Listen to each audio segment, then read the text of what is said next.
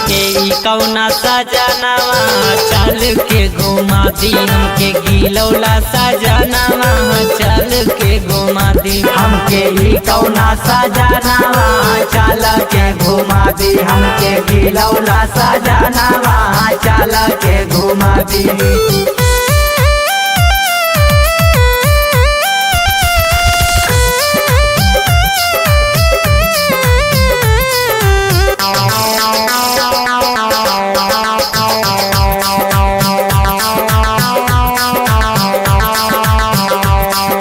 अपने साथे साथे सैया हमऊ के तू रखिया हो।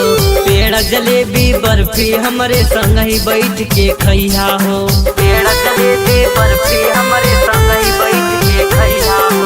अपने साथे साथे सैया हमऊ के तू रखिया हो। पेड़ जलेबी बर्फी हमरे संग ही बैठ के खैया हो।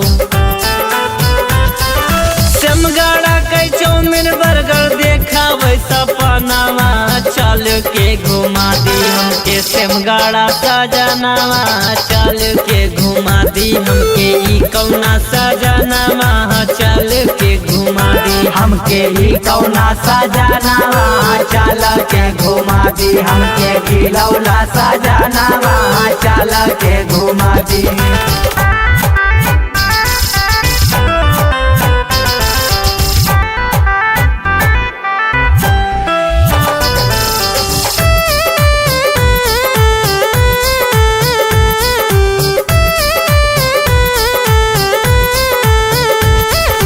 टिकिया खाए समोसा खाए शिवाजी के मोमोज हो। श्रावस्ती में चल के खाई पूरी पानी रोज रोज हो। श्रावस्ती में चल के खाई पूरी पानी रोज रोज हो। अरे टिकिया खाए समोसा खाए शिवाजी के मोमोज हो। श्रावस्ती में चल के खाई पूरी पानी रोज रोज हो।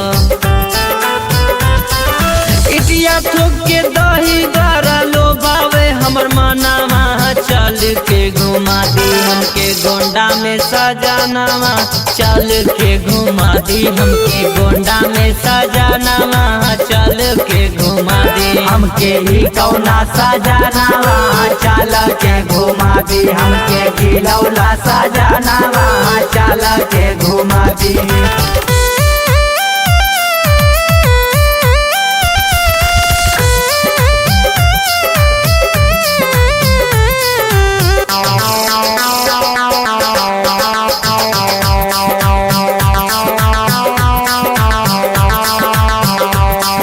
राइटर जगन मेहताब हमर कैदा इतना काम हो।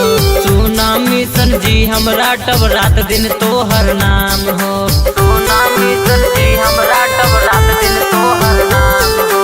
राइटर जगन मेहताब हमर कैदा इतना काम हो।